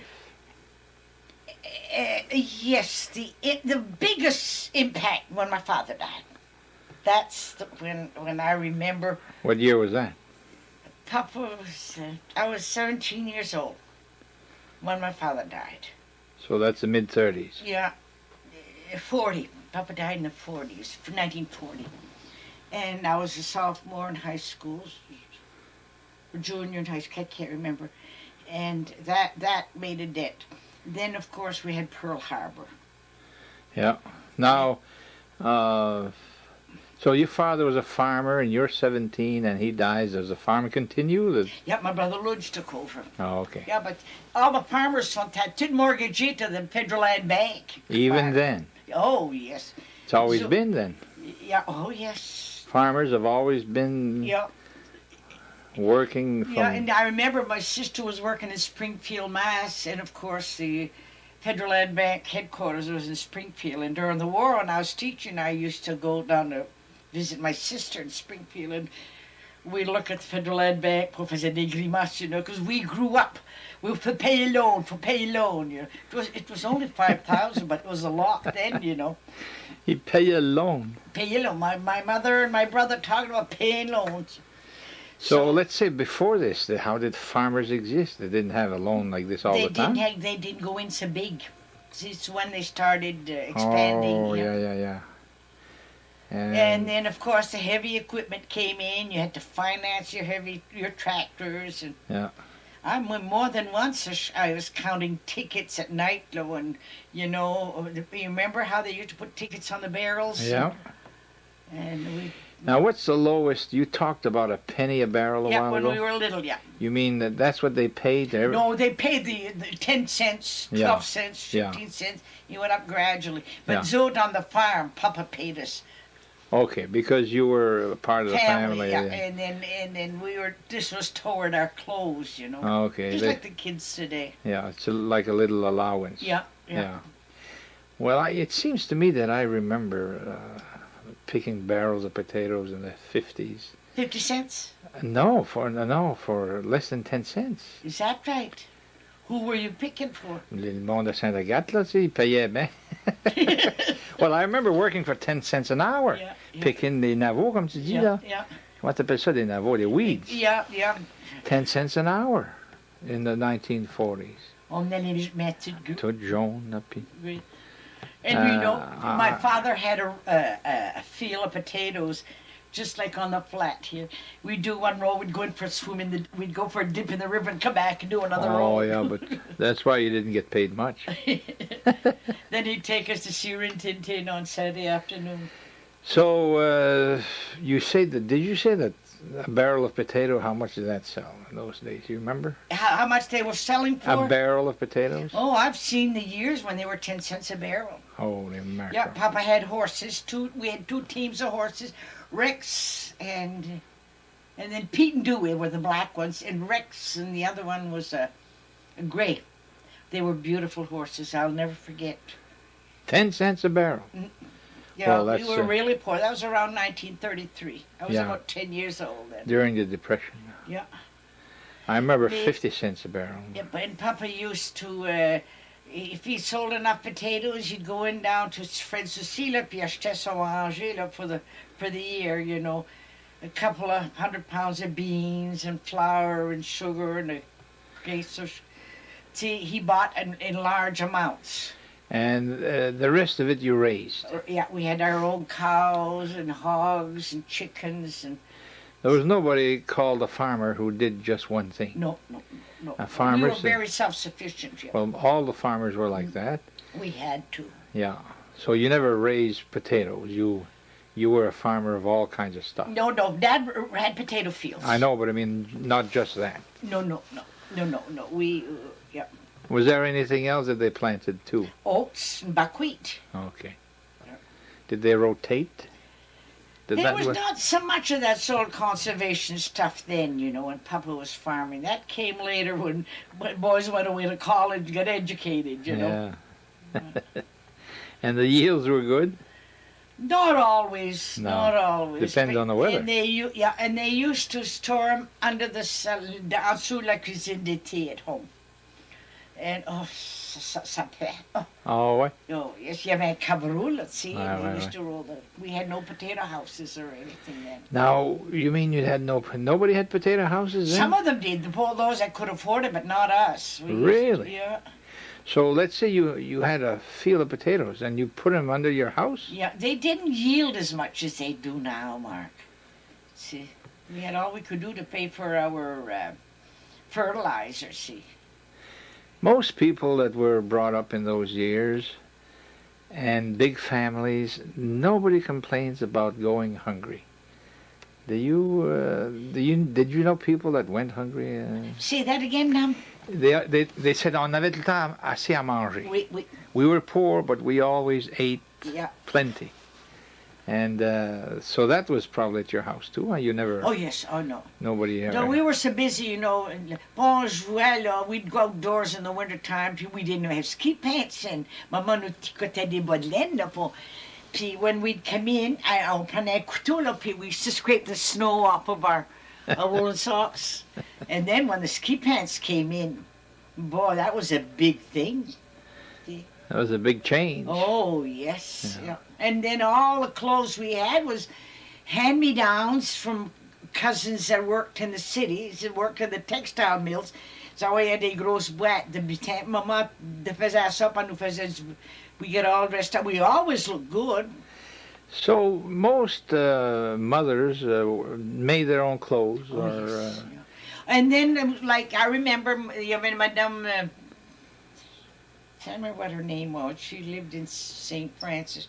She used to come and stay at the house 2 or 3 days, and she'd make coats and everything for us. Okay, she was... Couturière. Couturière, Yeah. là. Elle savait plus comment faire ça, là. Yeah. Well, Mama didn't have the time. She had so many of us, you know. Yeah. But she could make mittens and socks.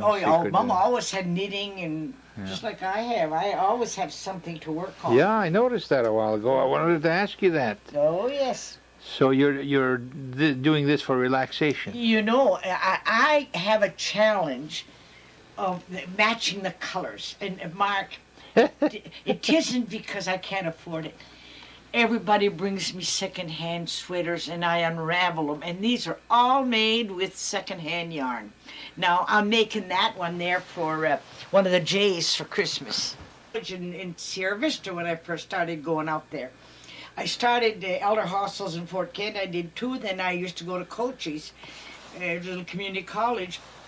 Elder hostels, I say... See, people over 50 that you go to college for a week, you live on campus, and they have you're not familiar with it? Yes. I thoroughly enjoy the quality of the people you meet. It's just wondered how it's done. Do now they go? You have to bid. You have to put in a bid. If you want to go to Vail, Colorado, if you want to go to Louisiana, you have to bid to be accepted. There's enough people for that? Yeah, you go to your library. They get a newspaper that tells you all on how to apply.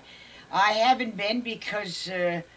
see what I used to do. I used to go see the boys in Arizona, and I'd do a week on campus at Cochise. Now, if you go in elder hostel, do you go from one college to the other, or is this just one time? You have to sign up for each individual. So you might go all summer. Yeah, they do that in Arizona. To different colleges? Different places. Yeah, you get the newspaper. It tells you where all different states are, what they have the elder hostel program. Did you? Well, anyway, to finish my story, you usually take 2 trips during the week. Oh, okay. And one time, I can't remember where we were going. I was sitting on the bus. It was a school bus. She was an atheist. I had never met an honest-to-goodness atheist. Her husband had been on the San Francisco team for the atomic bomb. San Francisco didn't know what they were doing down in New Mexico. Yeah. So they were working on that part of the bomb, and then another part was being made somewhere else. And then it was all assembled like that, and it fascinated me. And she knew Teller. Oh, Edward. And it impressed me quite a bit to listen to her talk. Wow. Yeah. Well, those were big decisions to make, huh? Well, you know, when Roosevelt died, I'll never forget the day he died, and Harry Truman became president. And of course, he was a joke. We thought he was a joke. A haberdasher from Missouri. He turned out. Yeah. He put an end to that war. He Now- was the buck stops here, God. Yeah, but you really felt like that. Of course, Roosevelt had been president for 12 years, Yeah, right? yeah. 40 And so he dies, and the people felt he had no more leader. No, Truman was a joke. Really? Like That's- if this would happen today, you'd say that the next guy's a joke. Not necessarily, because the way Truman was selected, you know, il y avait eu gros de bruit là in Washington under the Roosevelt administration. He had, what was his name? They thought he Oh, was yeah, a yeah. communist, là, Oh, yeah. the vice president, and so he selected this haberdasher from Missouri, you know. So Truman had not been vice president except the last term. And you know, when he was elected president, I was waiting on table at Stouffer's on Fifth Avenue in New York. And there was a ticker tape parade, and that's when Dewey, you know, had thought he had won the election. Yeah. And Truman came into New York with his motorcade, and they had a ticker tape, and we were all on the 6th floor, I think, where we were working. And we were throwing things down and everything. It was quite an experience. 1948, huh? Is that what it was? 48? Yeah. So that was history in the making right there. And you were right there. Yeah. So you saw Truman going by. Yes. Oh, Yeah. Another thing that's happened in your lifetime and mine too is Vatican II. How much that has changed Yeah. our church. What is your impression of that, or do you want to talk about I'll tell you, yes. I had 6 kids. I had 5 altar boys, and my daughter was in the choir. We lived next to the church. We gave property to the church. We gave 3 lots for the cemetery. And when they were changing everything, I taught my kids their prayers, their catechism, and everything. And I took motherhood real seriously. And they'd come home from school, and they'd say, "Well, Mama, that's not how we pray in school." I'd say, "You're going to pray the way I taught you, the old-fashioned way." Well, I was on the parish council at the time, and we had this man up from the chancery, and they were telling us, you know, the guitars are coming in, and we were going to save this generation for the Catholic Church. They were changing. They were pulling the rug out under parents' feet, like myself. And I can't remember, I think it was Father Ficto, and the man who was the priest or the delegate from the chancery wanted to know what we thought. And I says, "You're going to lose a whole generation of Catholics, and the sad part of it is, it's my kids." Sure enough, not one of them go to church. I says, "You've changed everything under, you know, they've changed everything. They wanted to appease these kids, make it easy for them. They turned them off." I don't remember that there was an outcry for change. It didn't come from the people. No, it didn't come from the people. And then the bishops were, and of course, it was high time that we had fresh air in the Catholic Church. You know, it was getting kind of stale. They did it too quick. The vieilles bonnes femmes là that were my age at the time I was raising my kids. You smoke at his old because you pray avec le chapitre, you know, and all that. That was not nice. I know we had some priests here that really turned you off. But my boys were all altar boys, every one of them. And it's so funny, last Christmas Eve we went to the Christmas Mass at a Benedictine monastery in St. David, Arizona. I go there every time I go out there. I love it. Oh, it was beautiful. And of course, David was an altar boy. And David went away to boarding school for 3 years. He went to Alfred, you know. Oh, is that right? Yeah, oh, yes, in Dennis Hall.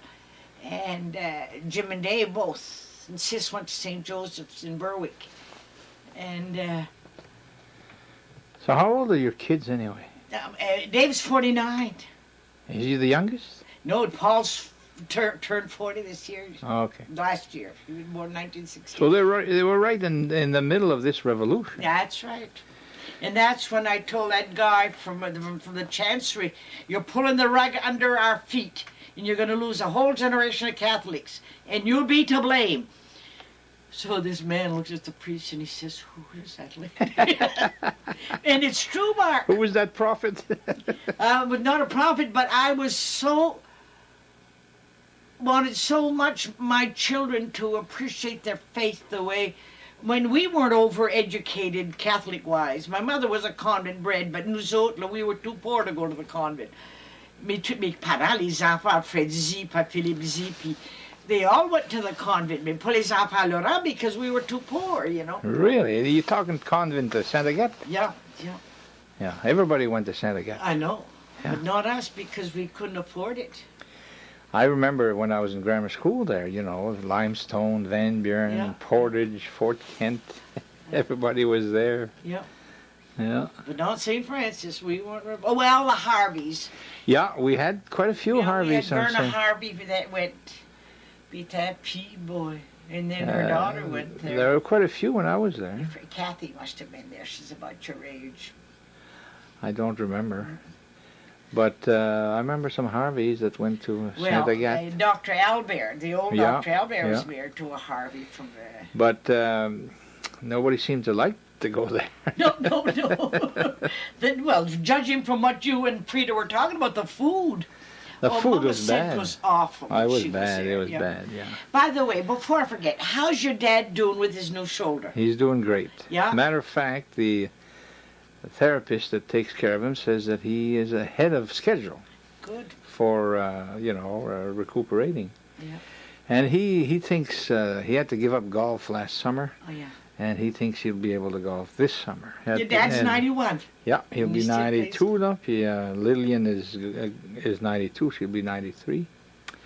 We hope to keep him. They have a good marriage, huh, Mark? Oh yeah, and Yeah. it's Yeah. good, that Oh, yes. Oh, yes. at their age they got together. Yep. Counselor, her sister doing Lorette que t'es mariée avec Black. Real good, Yeah. real good. She's at Wisdom House and real happy. They have a little group there. I don't know what it is. She's treasurer anyway. Oh, good. Oh, so she's no longer where Lillian is then. No. She's at Wisdom House here in Madawaska. Mais là, ce qui est arrivé, là, l'appartement en arrière, la maison, c'est where Black Joe and Lorette were. Yeah. C'est Benoît Gervais qui est là, avec Qui? Benoît Gervais. Oh. Il naît about half a mile down the lake, lui, Yeah. là, puis avec Roseanne, and they love it over there. See, you get up in the morning and you see the lake, I know, it's beautiful. you see the sun come up on the lake. So Benoit and morning. Roseanne gave up their place up there. Well, I don't know where they were before, Yeah, but I know that's Ernie's first cousin. that's where they live now. Oh, yes. Yeah. C'était des smelteux, ça. Oh, yeah. Yeah, they used to fish. Oh, Roseanne yeah. has all kinds of interesting stories. There's no question that life was different then, I'll tell you.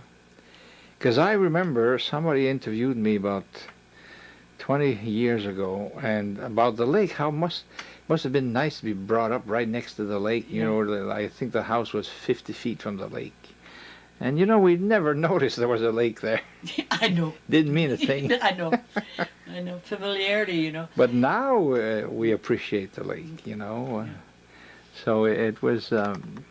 It's just like me, going away to Arizona. I live in a moderate income neighborhood. It's affordable, like the other snowbirds from Minnesota and Wisconsin say, because they come to play golf and swim in the summertime, in the afternoon. That's how I get to meet the snowbirds, And they always said, they'd been going for 13 years. And this would have been my fourth winter there at the Sierra Vista. It was the Casa de la Sierra that I stayed at. And the kids were worried about me because there's such a mixture of different people. Yeah. I wrote short stories while I was there. My neighbor was black last year. Had only one leg. Oh, is that right? Agonized me because my father lost his leg when he was about Buddy's age. And I've got to tell you about Buddy. He was, he said he was part Native American, but boy, he was as black as they came. And j'avais quasiment peur. He had just one leg. How old is he? Oh, Buddy must have been about my boy's age, 45, 46. So, so one night I was expecting my son Jim. Jim used to drop by often, and I never opened my door unless I said, "Who is it?" You know, and they'd always say Jim or Paul or Dave or whoever it was. And so, expecting Jim, I went to open the door, and there's this man I never met.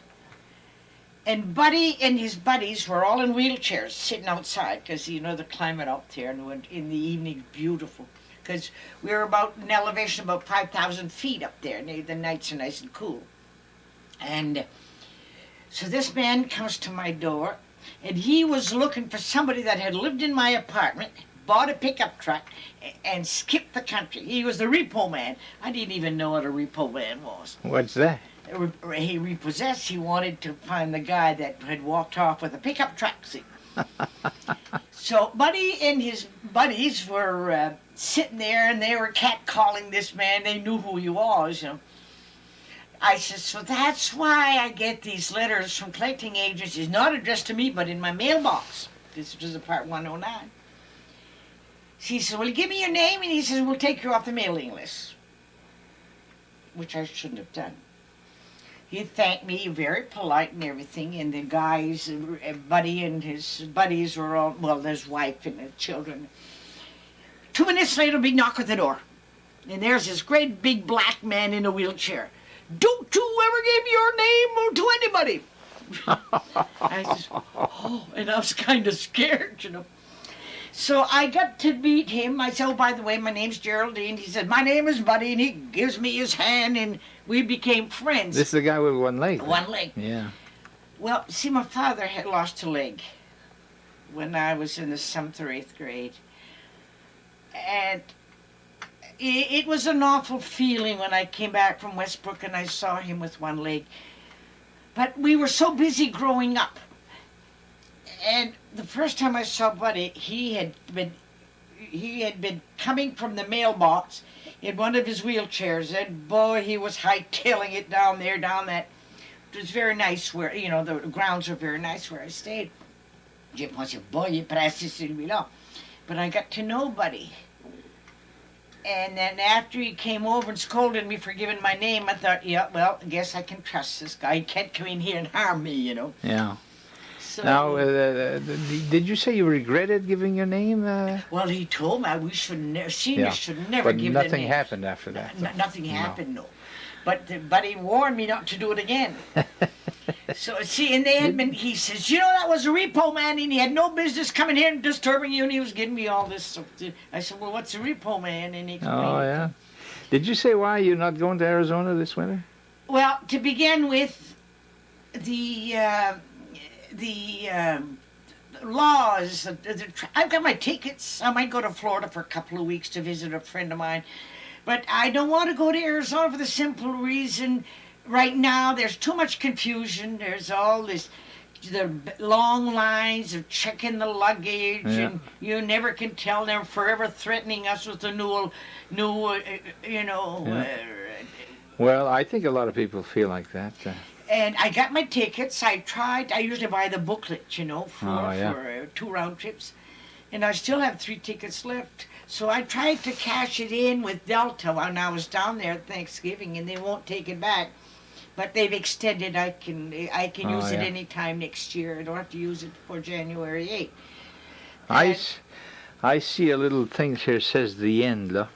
Good. So we're going to Yeah, now we're going back to Arizona. We're going to say goodbye to you. And I hope you enjoy your winter here in Madawaska. It's going to be different because I spent a lot of money on my house. Okay. And it makes a big difference. And you have... I have an oil furnace, but I can stretch my oil by burn, and I love wood stove. Wood fire, you know. You have wood for the furnace, or I can use either one. Oh yeah. But I have oil. See, I usually buy my oil paid a month at a time, you know. Well, But it's the same with my stove.